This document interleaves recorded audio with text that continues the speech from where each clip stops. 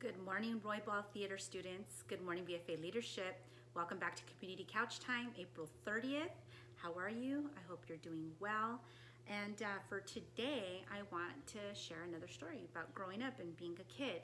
And this particular story is going to be about a teacher that I had. I unfortunately, throughout my schooling from K through 12, I don't feel like I really had a lot of teachers that really tried to like inspire me to go to college or really try to help me to kind of break out of the stereotypes of the things that my friends and people in my community were falling into. But I did have this one teacher that has always remained in my heart, and his name was Mr. Brandenburg. He was my 5th grade teacher. And so what I really loved about him was that he had a really diverse class of students. So the class was mixed of like Chicano, Latino, we had Vietnamese and Filipino, we had African American students, and I remember this one year we had this kid from Turkey. And so it was really cool the way that he supported us getting to learn about one another and really just be able to share who we were. And this kid's mom came one class when we were having a little, like a cultural fair where we were able to share who we were and where we come from. And she brought baklava. And so that was my first experience with baklava. And so I just remember feeling like that he really cared about the students, and he really tried to like give us voice. And he also did these things where every day when we got to class, we were able to have these little discussions around a certain topic. And so I really love that because he fostered dialogue. And I never really got to tell him because, as a kid, you're kind of, you think you're cool, whatever. You don't really express your feelings in that way.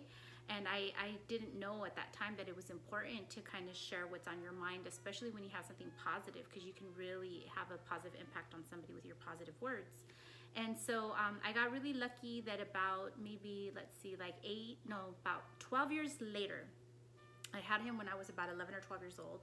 When I was 24, it was the 2000 census. Actually, I was 23 during the 2000 census. And I had a job where I had to go into different schools and I had to educate about why it's important to be counted in the census. It's kind of interesting because the 2020 census is happening right now. But anyway, so back in the 2000 census, I went to his school where he was at, his new school. And I had to speak at an assembly about the census, and he was the main teacher that brought in all the students. And so I remember going up to him afterwards. I'm like, I don't know if you remember me. Like, it's been 12 years. I was a little kid at the time, but I was in your class. I'm Lupe. And then he kind of went like this, and he thought, and he's like, yes, I remember you. And so I had the opportunity to tell him, thank you. Thank you for making me feel heard as a person, making me feel heard as a student, and creating a safe space for all of us to have dialogue and to just, be who we were. And so I'm gonna go ahead and share a quote with you like I always do. And this is by Paulo Freire, a great Brazilian educator, popular educator and thinker. If the structure does not permit dialogue, the structure must be changed. And so in my classroom, you all have been in my class, and you know that I really like to create spaces where you can share, you can talk. I build it into my daily theater games, lots of movement, lots of talking.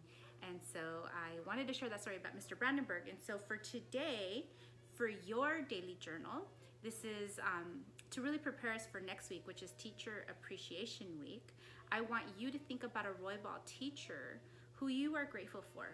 Roybal teacher who either specifically for you or for your whole class has created a space or done something for you that makes you feel good, that you never got to say thank you for.